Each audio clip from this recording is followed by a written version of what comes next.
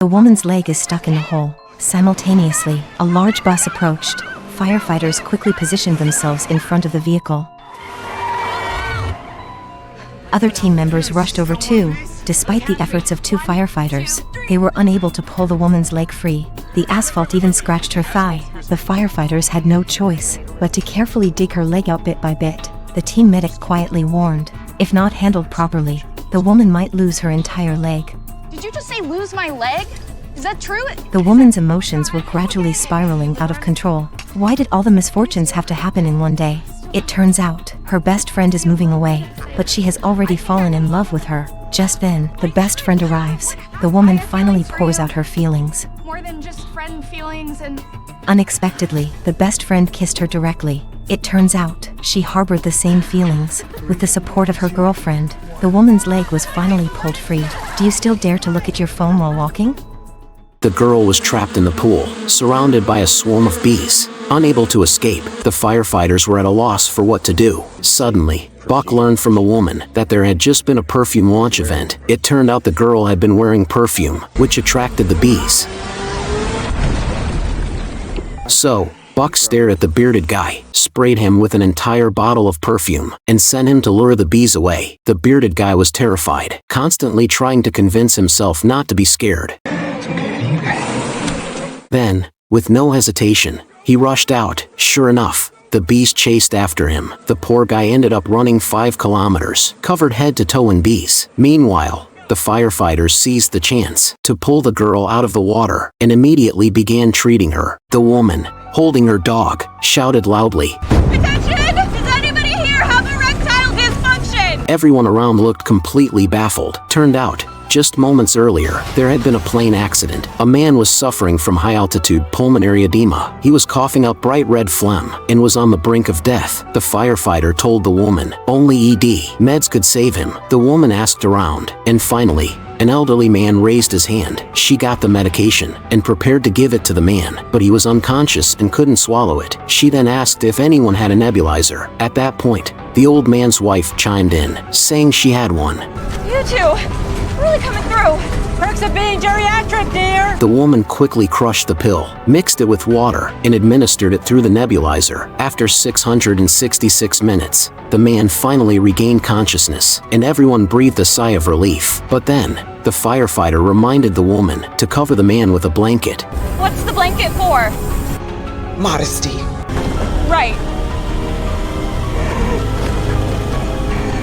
The firefighters just went to buy a cup of coffee. Their fire truck got towed away. When they asked what happened, the police said, You parked in a fire lane. It's a fire truck. Well, where's the fire? The police handed a ticket to the firefighters, then rode off. A few days later, the captain paid to get the truck back, but found a 10-meter scratch on it. All right, you see this? This is war. To vent their anger, the fire chief invited the police team for a friendly baseball game, but just as the game was about to start, their star player was late. When the star finally showed up, the fire team had already lost half the points. Then they found out that he had been held by the traffic cop for an hour because he parked wrong. Looking at the officer's smile, the fire chief figured out what was going on. He went up to argue with the officer, but the officer said, "Isn't it you firefighters who always park wrong?" The fire chief couldn't hold back his anger and decided to settle it with the officer. Which side do you think will win?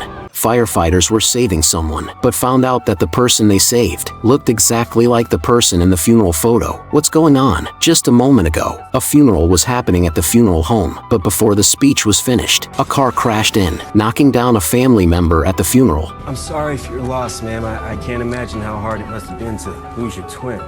Sorry for my loss. That's me. It turns out the woman had cancer, since she hadn't seen her loved ones in a long time, and didn't want to miss seeing them after she passed. She had to come up with this crazy idea. But what better place to be for your own funeral than the front row? Even with cancer, she was very optimistic. If you were in her shoes, would you want to attend your own funeral? A 10-meter long steel needle, not only stuck in the boy's heart, but pushed in deeper by the boy himself. Get off of me! If we compare it to kissing, this would definitely be a French kiss. But after looking at the x-ray, the doctor found that the boy had 4 of these needles in his chest, and the longest one was stuck in his heart. If it's not taken out quickly, it could cause a blockage. But the boy refused surgery because he said he just broke up with his girlfriend, and only the pain from the needle could cover the pain inside him. The head of psychiatry saw it was a heartbreak, and immediately said he had a friend around the same age who wanted to date recently, so he could introduce them. Hearing this, the boy felt much better in his heart. Then the doctor said, but that girl doesn't like guys with holes in their hearts, so if he wants to date her, it's best to have the surgery soon. The boy thought this made sense, so he agreed to the surgery. Have you ever had a painful breakup like this? A massive explosion occurred at the hospital. The boy's mother died right there. He didn't have time to grieve. He picked up his sister and dialed 911. After confirming his location, the operator told him to stay put. Firefighters were on their way, but smoke was continuously seeping in through the door cracks. The boy had to block the gap with a towel and pour water on it. At that moment, the call suddenly disconnected. The firefighters were blocked by the fire on their way upstairs. Unable to get through, they had to take risks, using the fire extinguisher in the room while moving forward to extinguish the flames. Too hot! The flames are too hot! Firefighter Buckley, Firefighter Diaz, are you there? Luckily, the firefighters were fine, but they discovered room 318 was fully engulfed.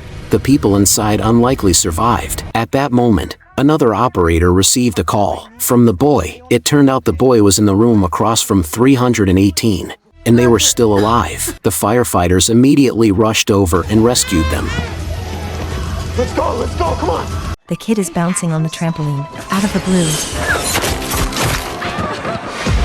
911, what's your emergency? 911 rolls up.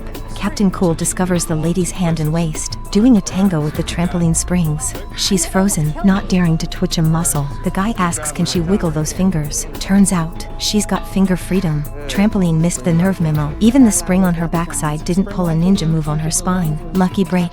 Next up, the firefighters whip out a chainsaw. They chop the whole darn door off, lady included, and whisk her away to the hospital. At the hospital, the son hands her the phone and spills the beans. She's been accidentally live streaming this trampoline circus. Instant 1 million followers. The lady's pumped, telling her son, we're hitting the jackpot.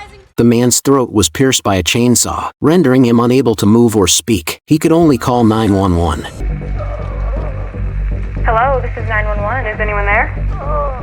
Hello, I can hear you. The rookie operator was bewildered, wondering if this was a prank. At that moment, the experienced woman stepped in. Touch a button if the answer is yes. Do you need police? Do you need medical assistance? Are you injured? The man pressed the button. The operator immediately traced his phone signal and sent firefighters to search for him. They found the man under a tree. Got a visual! Oh God. The man's neck was pierced by a blade. They had to first remove the chainsaw from the engine, then quickly bandaged him and send him to the hospital.